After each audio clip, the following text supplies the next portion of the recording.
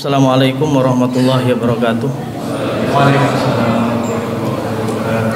Alhamdulillah wa syukurillah la haula wa la quwata illa billah.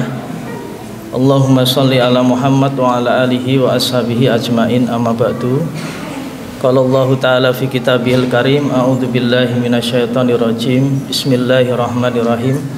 Ya ayyuhalladzina amanu kutiba alaikumus syamu kama kutiba alal ladzina min qablikum la'allakum tattaqun.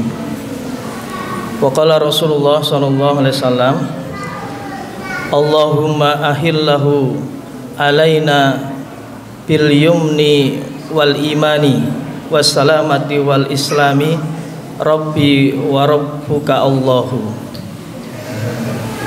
Bapak Ibu hadirin jamaah salat Isya yang dirahmati oleh Allah Subhanahu wa taala. Syukur alhamdulillah pada kesempatan malam hari ini, malam yang kedua, kita masih diberikan kenikmatan-kenikmatan oleh Allah Subhanahu wa taala. Di antaranya kenikmatan iman, kenikmatan Islam, kenikmatan sehat, kenikmatan panjang umur, kenikmatan kesempatan, sehingga kita masih melangkahkan niat kita, kaki kita untuk mendekatkan diri kepada Allah Subhanahu wa taala. Salat Isya secara berjamaah, dan kita lanjutkan tadi dengan salat tarawih, dan kita tutup nanti dengan salat witir. Mudah-mudahan ini semuanya menjadikan kita semuanya untuk dekat kepada Allah Subhanahu wa taala, dan akhirnya kita menjadi orang-orang yang bertakwa. Satu hari sudah kita lalui, tak terasa waktunya begitu cepat. Itulah yang saya sampaikan tadi subuh berkaitan dengan waktu.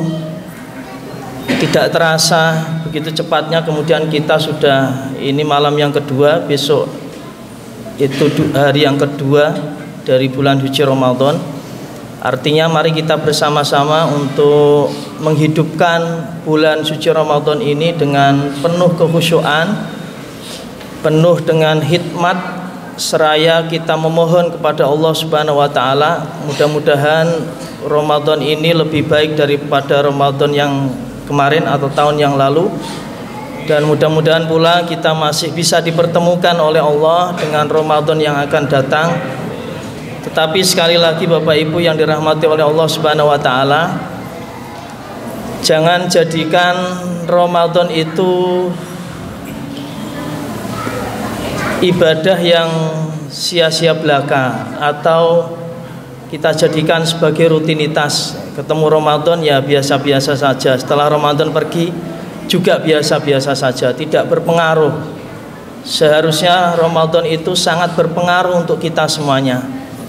Sebagaimana Rasulullah mewanti-wanti kepada kita semuanya ketika kita menjelang bertemu dengan Ramadan, maka kita dituntunkan untuk berdoa. Sebagaimana tadi doanya adalah Allahumma ahillahu alaina bil yumni wal iman was salamati wal islam rabbi wa rabbuka Allah. Doa itu memberikan motivasi kepada kita semuanya agar senantiasa kita tetap kuat, tetap istiqomah, bertemu dengan Ramadan dengan bahagia, tidak ada keluh kesah. Justru ketemu Ramadan sangat senang. Mudah-mudahan Ramadan ini memberikan kebahagiaan, dan dosa-dosa yang lalu diampuni oleh Allah Subhanahu wa taala. Man shoma ramadhana imanan wa ihtisaban ghufira lahu ma taqaddama min dzambi. Barang siapa yang berpuasa Ramadan dengan penuh keimanan dan mengharap ridha Allah Subhanahu wa taala, maka Allah akan menghapuskan, mengampuni dosa-dosa kita yang telah lalu.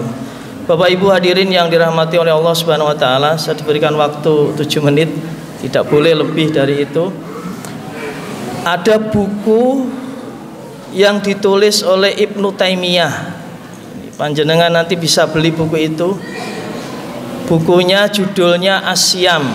Temanya atau judul buku itu namanya Syam, puasa. Ada salah satu bab itu berjudul Mau'usah al-Fiqhiyah As-Syamiyah. Jadi puasa ditinjau dari fikih. Nah, Ibnu Taimiyah menyimpulkan di dalam bulan Ramadan ada 3 pokok amalan yang dapat kita lakukan selain puasa Ramadan.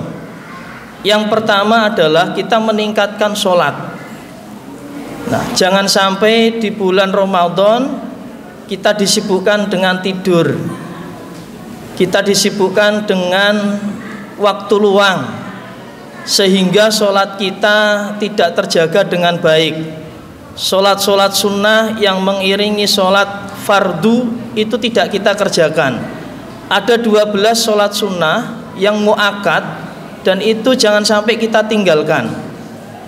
Nah, ada di mana saja? Yang pertama ada 2 rakaat sebelum subuh. Nah, ini kita kerjakan. Sholat sunnah qobliyah sebelum subuh itu 2 rakaat. Kemudian 4 rakaat, 2 rakaat salam, 2 rakaat salam sebelum duhur. Itu kita kerjakan. Sholat sunnah qobliyah sebelum duhur. Kemudian 2 rakaat sesudah duhur. Kemudian 2 rakaat setelah maghrib dan 2 rakaat setelah isya. Ada 12 sholat sunnah itu. Maka kita jaga dengan baik, karena sholat sunnah itu memberikan motivasi bagi kita semuanya untuk selalu menutupi dosa-dosa kita yang telah lalu. Tidak hanya sholat sunnah saja, sholat taraweh juga kita lakukan dengan baik, karena itu juga termasuk amalan-amalan yang tidak ditinggalkan oleh Rasulullah. Kita laksanakan dengan penuh kekhusyuan, dengan penuh ampunan, maka pahala-pahala insya Allah kita dapatkan.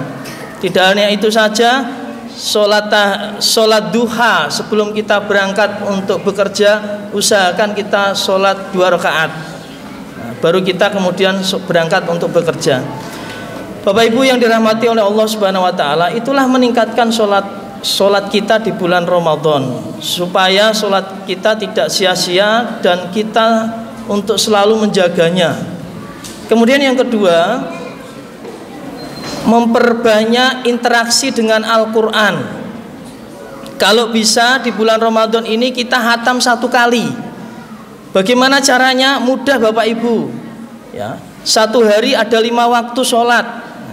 Kalau kita mengacu Al-Quran yang Rosmul Usman, Rosem, yang cetakan dari Mekah, 1 juz itu ada 10 lembar. Nah, kita bisa 1 halaman ya, sebelum duhur atau sebelum subuh 1 halaman, sesudah subuh 1 halaman, sebelum duhur 1 halaman, sesudah duhur 1 halaman, sebelum asar 1 halaman, sudah asar 1 halaman, sebelum maghrib 1 halaman, sudah maghrib 1 halaman, sebelum isya 1 halaman, sesudah isya 1 halaman. Pas kita mendapatkan 1 juz. Kalau kita kali 30, kita bisa menghatamkan Al-Quran minimal 1 kali di bulan Ramadan. Syukur-syukur kita bisa lebih dari satu khatam.